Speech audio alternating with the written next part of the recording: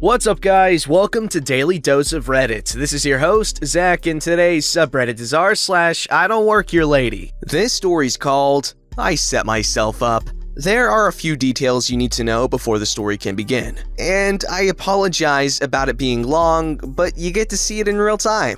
I lived in a town that was kind of out of the way that was separated into distinct areas. One was the general populace trying to get out of LA. Another was the retired upper middle class trying to get out of LA and thought they were cowboys. Second, I have anxiety, so every day is an adventure for me. Glass half full. This gets me into trouble at stores because I act awkward as hell. People don't think, "Aw, they're shy, how cute." They see me and are like, "They be stealing, look at that sweaty mess." Lastly is that I was born a woman but could easily pass as a drag queen because of my size and appearance. Why does this matter? They don't make girly shoes in my size. Sometimes I can squeeze into a size 12, sometimes. Why does that matter? That's why we are here this day. I was in a small department store, the only one in town, and had done my usual. Find every size 12 that I like the look of and throw it in a cart, go over to a bench and try them all on. None of them fit, put them all back. This particular day, I had just gotten off of work and was in my black polo shirt and work pants, putting a stack of shoes back onto a shelf. I felt it coming from a mile away, so I looked around and accidentally made eye contact with a lady in her early 50s. Oops. "Would you be willing to see if they have the other color in the back?" Customer service tone of, "Not my department." With a smile, "I don't work here." "Oh, I thought you did." She squints at me, and I smile back. Employee rushes over and glares at me. "I can help you, ma'am." I walked away feeling like a jerk because despite the fact this happens a lot, I'm still not good at reacting to it. That feeling didn't last long. I must have combed over the whole clothing section, women's and men's, desperate for anything that would fit me. When I realize, I feel like I have been having to sidestep the same person over and over again. I wasn't sure if it was her because I was tired, so I walked to the other end of the section. I almost run into someone. I look up and it's the same lady, so I go to the men's section. I look up and she's in the women's section across the aisle. We made eye contact. I'm starting to get a little stressed. I have anxiety, so I was trying to convince myself that what I was feeling wasn't rational, that it was happenstance, and that I shouldn't be scared of an old lady. But what if she was crazy and decided to stab me? I say to myself, but what if she says I touched her butt? I look like a man, they would believe her. I say back to myself, all you have to do is prove that you're a girl. Not before the police tackle me and are forced to fill me up to prove it. Okay, you're right. I'm clean. Please don't touch me. Let's just leave. But I still need shampoo. Hurry up. Calm down. Hey, what if it's that lady who asked you if you worked here? That'd be funny. Hurry up. Basically, I did a bang-up job of calming myself down.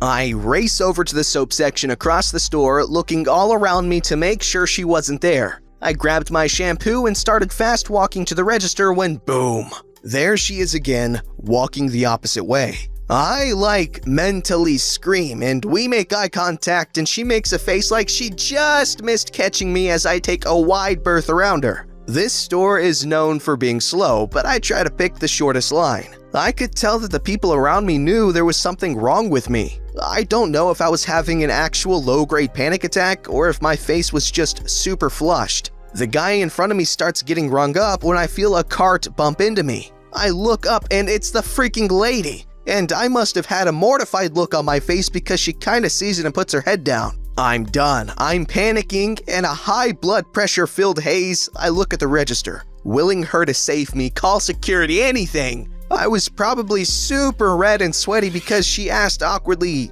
"Just off work?" Yeah, it was rough. Suddenly thinking about the hell that was work that day. The lady kinda scoots forward like she was going to interject. "Yeah, what do you do?" Oh, I did not want this lady behind me to know where I work because she's gonna stab me. "Oh, I'm a cook."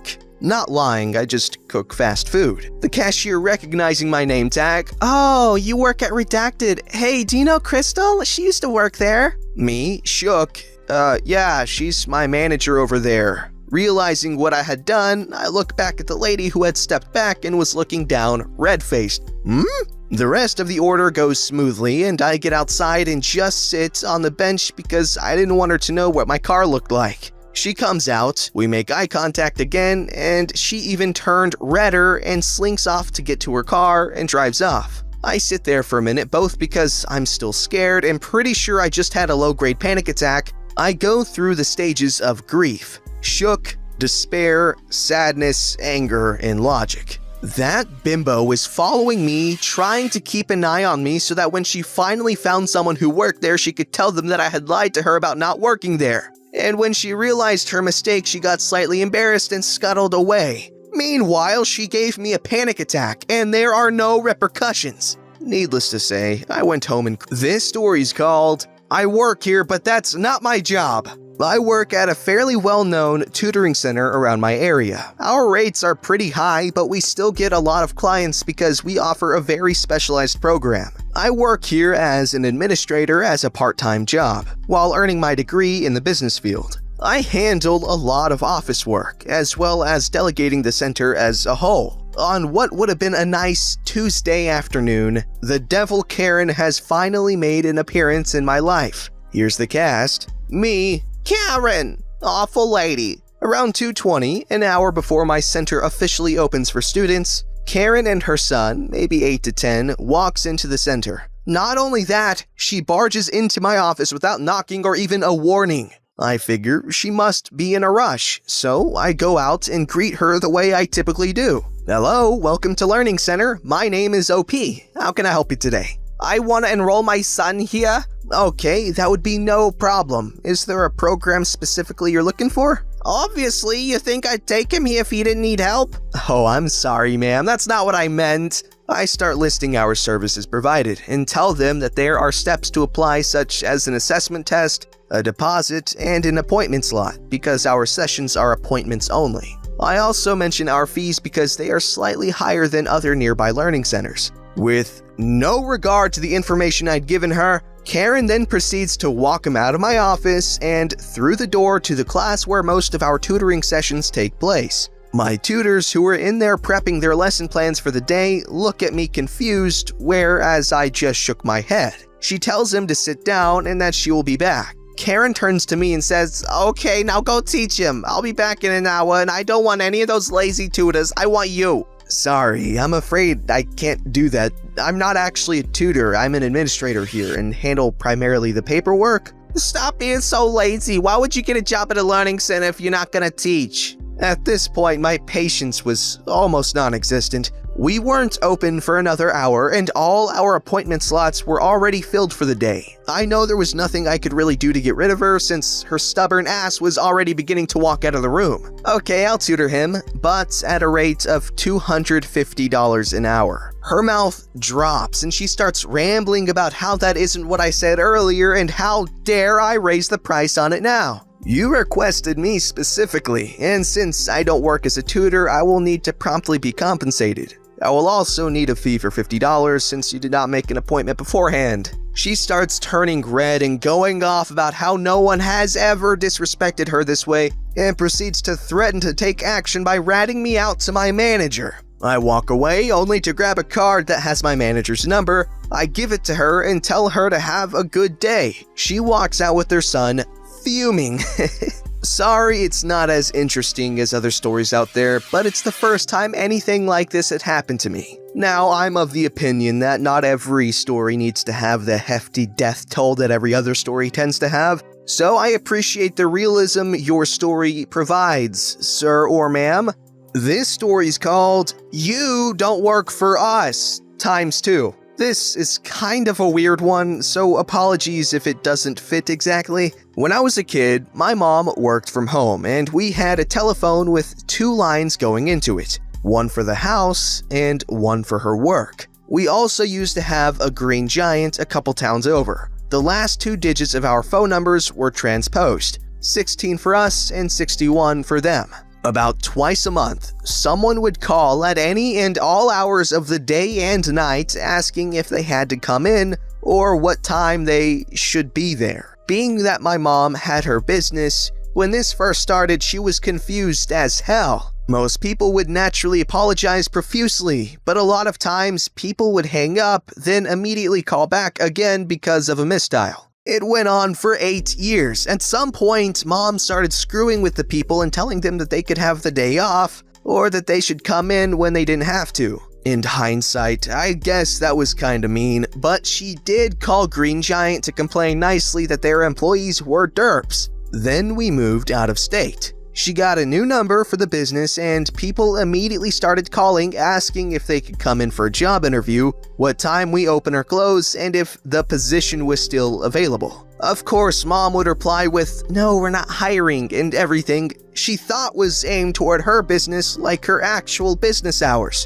10 to 5, closed weekends. The best ones were the people who would flip their lid that, "OMG, that's not enough time to see and enjoy everything with my family," and hang up in a huff. The amount of these huffs was amazing considering we thought they were asking about our little retail/art store. It went on like this for a couple of weeks before finally she got out of someone that they were looking for the general information for Dollywood.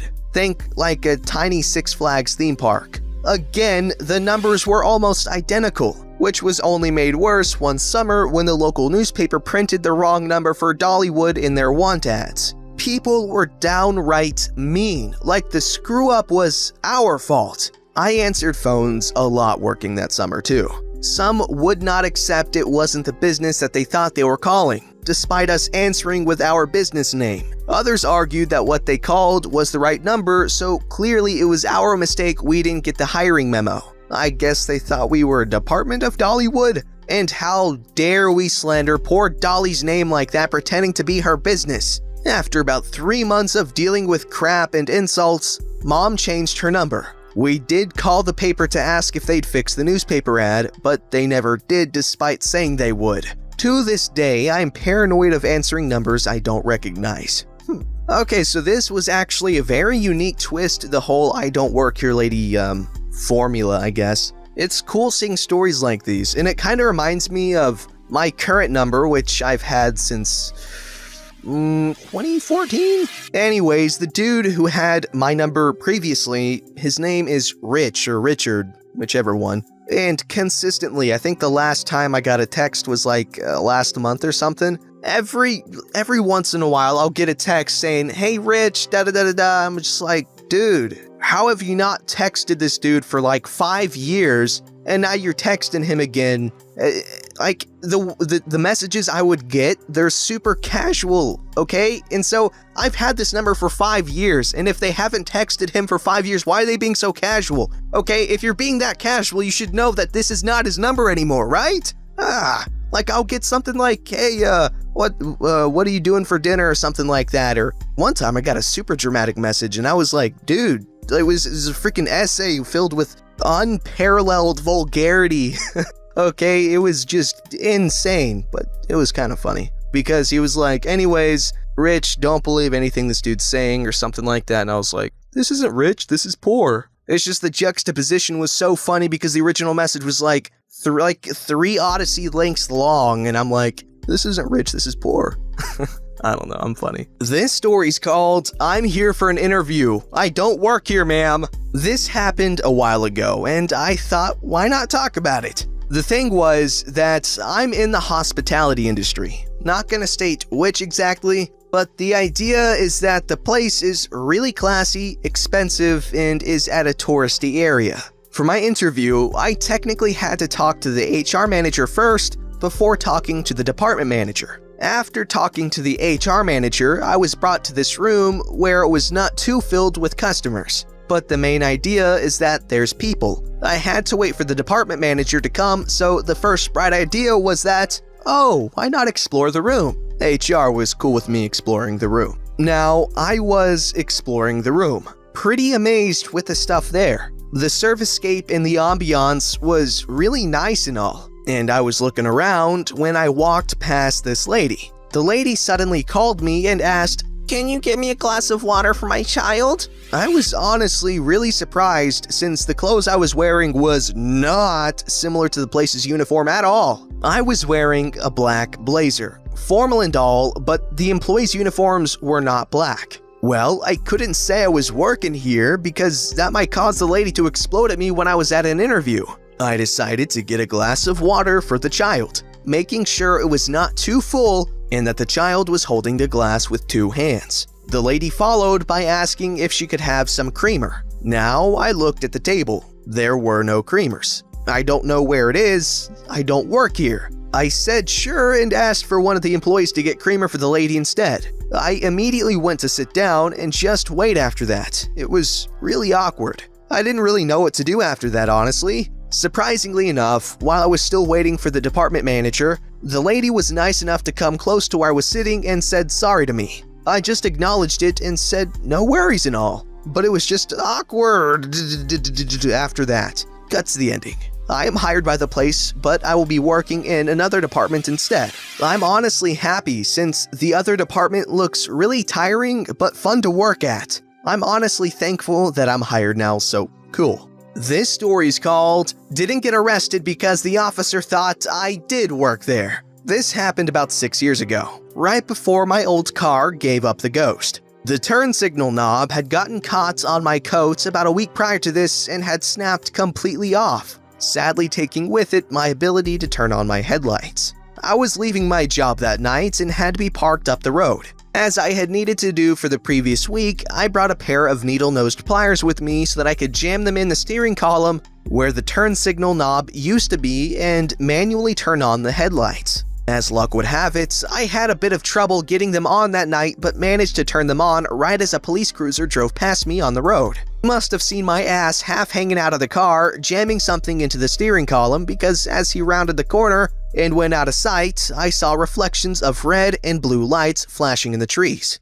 Not putting 2 and 2 together, I hopped all the way in and got buckled up and shut the door. Next thing I know, I saw that same car go whooshing past me at top speed in the opposite direction. Still not figuring it out, I just pulled out and started heading home. In my rearview mirror, I saw the cop slam on his brakes and pull a U-turn right as I started to pull into the gas station a few doors down from my job. As I get out of the car, the cop comes flying up into the parking lot and locks it up right behind my car. Then he rolls down the window, squints at me and says, "Oh, I guess you do work here, huh?" And then he backs out and leaves. It wasn't until I went into the gas station that I realized he thought I was stealing that car. But when he saw me in my khaki slacks and red polo shirt, exactly like the cashier was, he figured nobody would steal a car to drive to work. I almost got arrested, but I was saved because I didn't work there. But I looked like I did. You see, with that title, I was going into the story expecting a crime story where he actually does do something wrong, but the cop was like, "Oh, he works here, he's not doing anything wrong," and then you let him go. But I'm glad it wasn't actually like that.